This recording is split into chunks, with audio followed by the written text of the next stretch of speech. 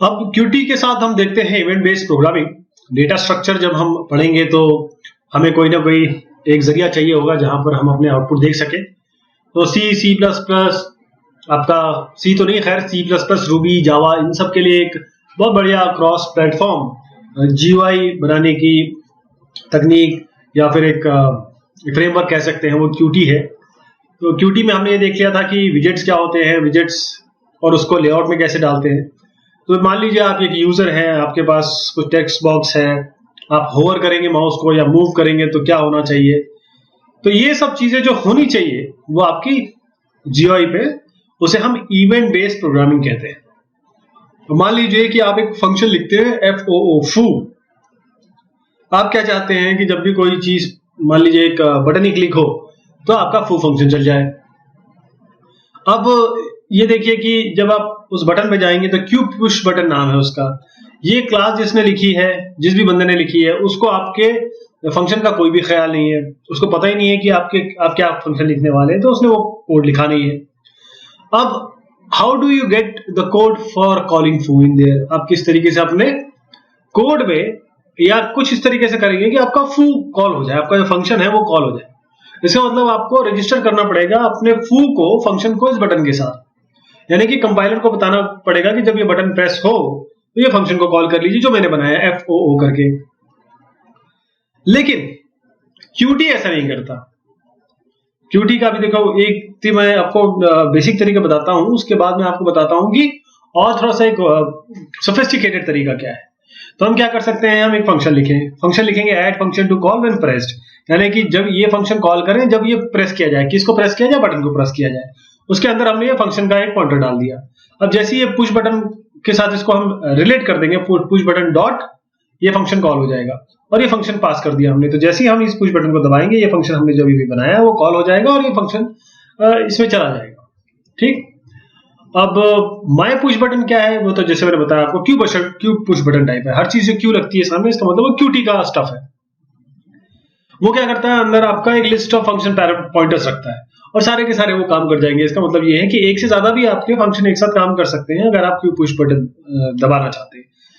तो अब जब तक आपका फू फंक्शन, जैसे हमने देखा, वॉइड है, कोई पैरामीटर नहीं रिटर्न कर रहा है, तब तक तो सब कुछ ठीक है।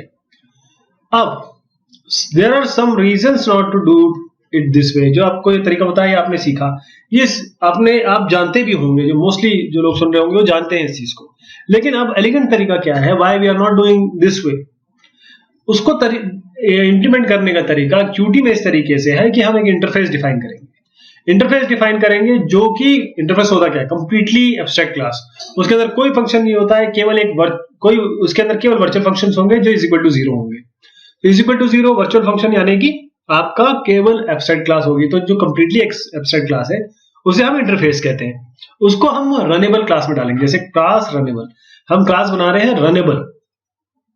तो कोई भी object can be of type runnable, कोई भी ऑब्जेक्ट रनेबल टाइप का हो सकता है जब तक वो ये फंक्शन अंदर दिया हुआ है, क्योंकि ये प्योर एब्स्ट्रैक्ट क्लास है। ये फंक्शन की या क्लास की परिधि में आता है कि वो इस रन को इंप्लीमेंट करे।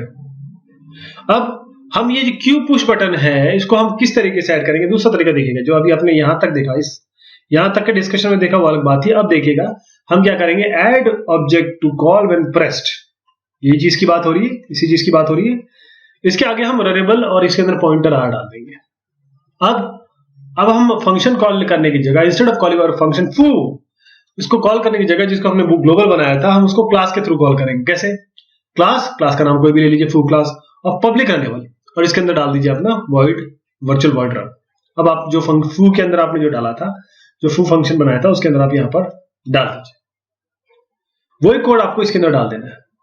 अब हम क्या करेंगे, ये जो फू क्लास है इसको ऑब्जेक्ट बनाएंगे और आराम से हम माय पुश बटन के साथ डॉट ये फंक्शन कॉल कर सकते हैं, add object to call when pressed, और उसके बाद ये इसका ऑब्जेक्ट डाल सकते हैं जो हमने इस क्लास का ऑब्जेक्ट बनाया। तो Q push button internally list of object रखता है। वो कौन से ऑब्जेक्ट? जो रनेबल टाइप, इस टाइप के हो, ये रनेबल जो मैंने ये बताया ना आपको, ये रनेबल टाइप के हो। तो जब भी हम बटन प्रेस करेंगे तो ये कुछ push button, Q push button object उस लिस्ट पे जाएगा और उसको कॉल कर लेगा, उस लिस्ट में जो भी है। तो ये एक अच्छा एलिगेंट वे है ताकि आप कनेक्शन कर सकें बटन का और साथ बैकग्राउंड में जो आपका फंक्शन है जिसको आपको एग्जीक्यूट कराना है। तो यहां तक तो ठीक बात हो गई। अब थोड़ा सा सोचिए कि you have buttons which were program before the functionality they are suppose to cause. आपके पास देखिएगा इसमें इसमें एक एलिगेंस जो नोटिस आप करेंगे वो ये है कि आपके पास वो बटन है जो प्रोग्राम कर दिए गए हैं पहले से, the functionality they are suppose to cause, यानी कि अभी फंक्शनैलिटी तो आई नहीं है, आपने पहले ही बटन को प्रोग्राम कर दिया। इसके अलावा हमारे पास ऑब्जेक्ट्स हैं जो रनेबल टाइप के, जो एक्चुअल फंक्शनैलिटी को इंप्लीमेंट करने वाले हैं। तो उनको किसी बात का पता नहीं होना चाहिए कि वो कैसे क्या हो रहा है बैकग्राउंड में, उनको बस ये पता है कि बटन या मेन्यू आइटम या किसी और तरीके से मुझे कॉल किया जाएगा, और जब भी रन फंक्शन कॉल किया जाएगा तो मुझे कुछ स्पेशल काम करना है, वो बटन को केवल इतना पता रहेगा।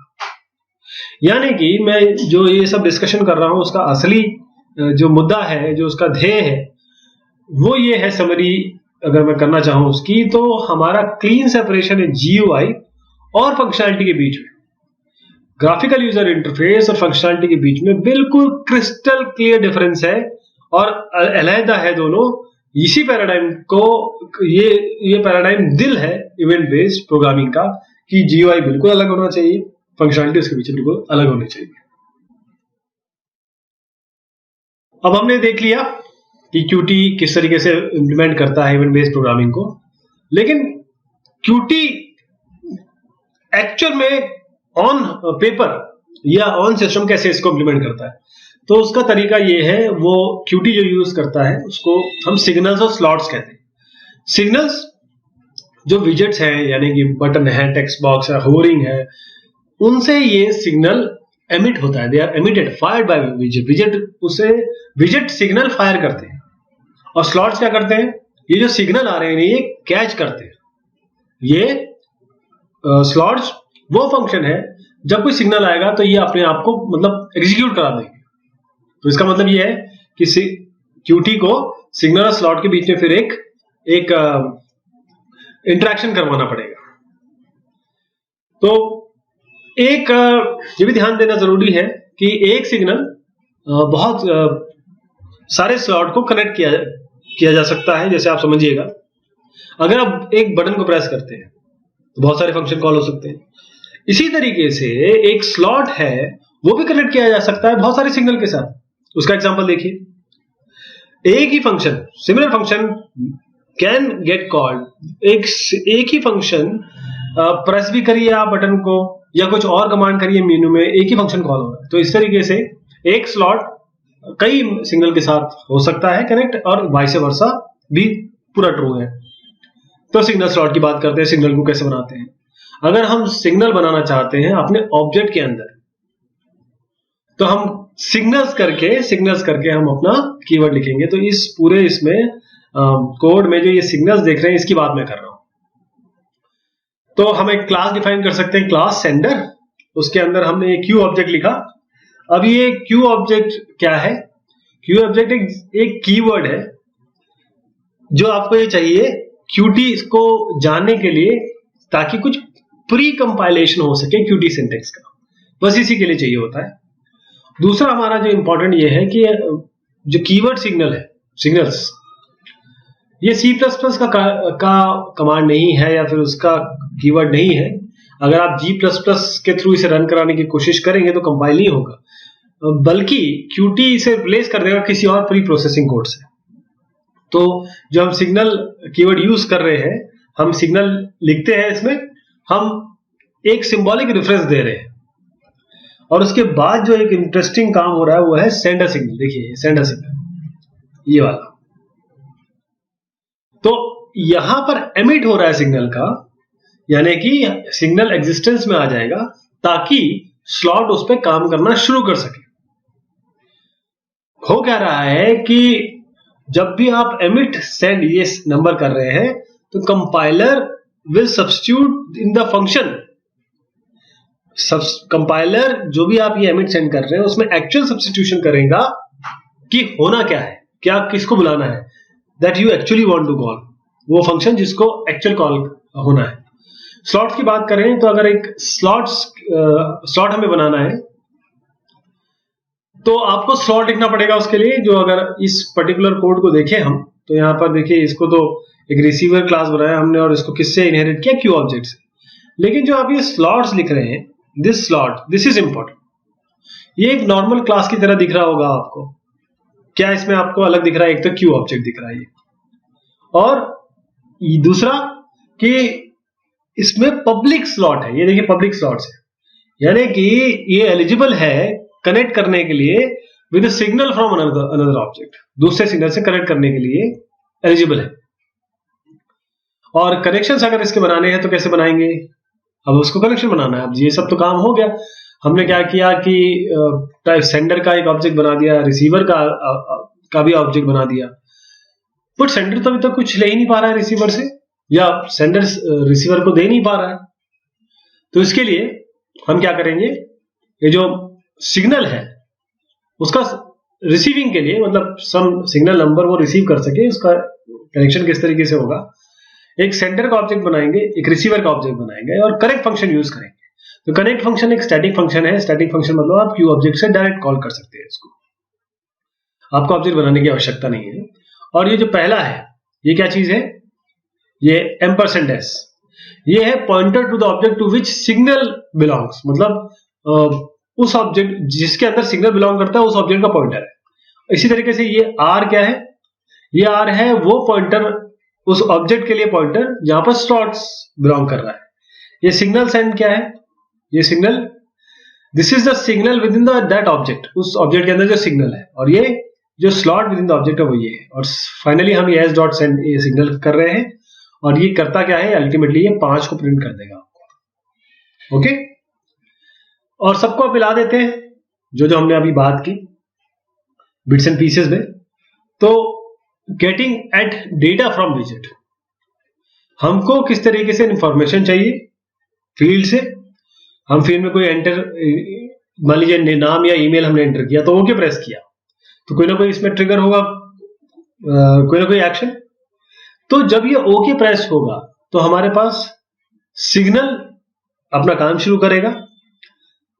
It connect to the signal that is emitted by the button to a slot in the main window.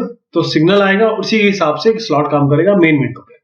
और फिर उसके बाद मेन विंडो, उसके बाद सारे विजेट है, उसके वो क्वेरी कर सकता है बाकी कंटेंट्स को, और उसके बाद प्रोसेसिंग शुरू हो सकती है। जैसे मैं अगर एग्जांपल लूं तो ये क्यू लाइन ऑब्जेक्ट है, अगर ये हमको इसमें स्ट्रिंग डालना है तो इसके बाद एक फंक्शन टेक्स्ट होता है। ये क्या करेगा, returns the string you actually enter, मतलब जो आपने एक्चुअल स्ट्रिंग इसके अंदर एंटर की है उसको ये रिटर्न करेगा, ये रिटर्न कराएगा। तो रिटर्न कराने से, अगर आप वैसे वो स्ट्रिंग फॉर्मेट में तो नहीं आता, लेकिन हमारे पास टू स्टैंडर्ड स्ट्रिंग करके फंक्शन है जो स्ट्रिंग में देगा। तो अभी तक ये बात हुई किस तरीके से हम कनेक्शन करें और रिजल्ट हमारे पास आएगा। और कंट्रोल फ्लो और मेन फंक्शन कैसे होता है इसका, अब तक हमने देख लिया कि हमारे पास विंडो है, सिग्नल है, स्लॉट है, अब ये कनेक्ट भी हो गए थे। अब मेन फंक्शन कैसे दिखेगा, मेन फंक्शन को जिस तरीके से दिखेगा, इंट मेन, आर्ग्यूमेंट सी, आर्ग्यूमेंट बी, जो आपने सी में पढ़ा होगा वही चीज है ये। क्यू एप्लीकेशन आप बना रहे हैं ए नाम का, और ए को फिर एग्जीक्यूट करा रहे हैं, लेकिन इसी बीच आप एक माय मेन विंडो बना के जो आर्ग्यूमेंट कंस्ट्रक्टर को पास करें डब्ल्यू, यानी कि आपने माय मेन विंडो डब्ल्यू बनाया, डब्ल्यू को शो कराया और इस एप्लीकेशन को ए को एग्जीक्यूट करा दिया। यह हम अज्यूम कर रहे हैं कि आपने अपनी खुद की क्लास माय मेन विंडो लिखी हुई है। ओके, तो अगर आपने खुद भी लिखी है तो आपको ये शो तो कॉल करना ही पड़ेगा। ये क्यू एप्लीकेशन है एक स्पेसिफिक टाइप, ये एक स्पेसिफिक टाइप है क्यूटी ऑब्जेक्ट, और इसका काम ये है कि जो भी बिहाइंड द सीन चल रहा है, यानी कि so what you do is to generate one of this objects, हम इसको ऑब्जेक्ट को बनाते हैं और उसके बाद hand control over by calling its execution function, जिसे हम कह रहे हैं। हम क्या कर रहे हैं कि हम एक ऑब्जेक्ट, ये पहली चीज तो हम ये बना रहे हैं, उसके बाद हम यहां पर इसको एग्जीक्यूट करने के लिए a.execute कॉल कर रहे हैं। उसके बाद qt टेक ओवर कर लेता है, बटन प्रेस करेंगे और करस्पॉन्डिंग फंक्शन कॉल होगा, यानी कि ये exact function, this will return a value based on what happened during its execution. It will signal whether the execution was successful और नॉट। यानी कि ये एक वैल्यू रिटर्न करेगा कि क्या हुआ, क्या उस समय आपका एग्जीक्यूशन के समय क्या सही हुआ, क्या गलत हुआ, वो एग्जीक्यूशन का काम है। उसके बाद कंपाइल अगर क्यूटी करना है तो कब क्या करेंगे। क्यूटी कोई एग्जैक्टली या स्टैंडर्ड सी प्लस प्लस तो है नहीं, तो जी प्लस प्लस या जीसी, जो आप जीसीसी वगैरह सुनते होंगे, उससे तो नहीं कर सकते। तो इसलिए इसको पहले प्री कंपाइलर के थ्रू आपको रन कराना पड़ेगा। फिर ये कुछ फाइल पढ़ाएगा, कुछ फाइल निकालेगा, कुछ फाइल पैदा करेगा, जैसे एक्स्ट्रा फाइल्स होंगे जिसमें आपके विंडोज के या फिर इवेंट बेस्ड स्टफ होंगे, वो सब आ जाएंगे। इसमें और भी कोड भी ये बैकग्राउंड में बना देगा बिहाइंड द सीन्स। उस कैसे करेंगे क्या, ये होने के बाद, एक प्री कंपाइलर के थ्रू बनाने के बाद आप नॉर्मल कंपाइलर के थ्रू क्या करेंगे, सबसे पहले क्यूमेक प्रोजेक्ट, ये जो भी आपका बना होगा क्यूटी से, वो आप लेंगे। ये करंट डायरेक्टरी को देखेगा जिसमें क्यूटी सिंटेक्स होगा, और एक प्लेटफॉर्म इंडिपेंडेंट प्रोजेक्ट फाइल जिसे हम पीआरओ कहते हैं वो बनेगा। फिर आप क्यूमेक कॉल करेंगे। ये जो पीआरए बना है इसको ये लेगा, रीड करेगा जो क्यूटी ने जनरेट किया है, और इसकी मेक फाइल बनाएगा। It will generate a real make file, ताकि आपके कोड को और लिंकिंग को क्यूटी लाइब्रेरी के साथ लिंक किया जा सके कोड को।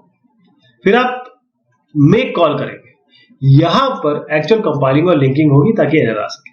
अगर एरर नहीं है, अगर एरर आई भी तो आप डिबग कर देंगे। उसके बाद आपका एक्चुअल जो कोड है या फिर एप्लीकेशन चलेगा। तो ये थोड़ा बहुत मैंने आइडिया दिया क्यूटी का। ये पूरा क्यूटी का टोटल डिस्कशन नहीं है, ये क्यूटी मैंने इसलिए यहाँ पर इंट्रोड्यूस किया क्योंकि जो सी प्लस प्लस, जावा, ये सब रूबी या पाइथन वाले मित्र हैं, वो इसको यूज करके आगे के अपने प्रोग्राम बना सके। और डेटा स्ट्रक्चर को जब भी इंप्लीमेंट करेंगे तो आपको इसकी जरूरत पड़ेगी। बहुत शुक्रिया, बहुत मेहरबानी आपसे।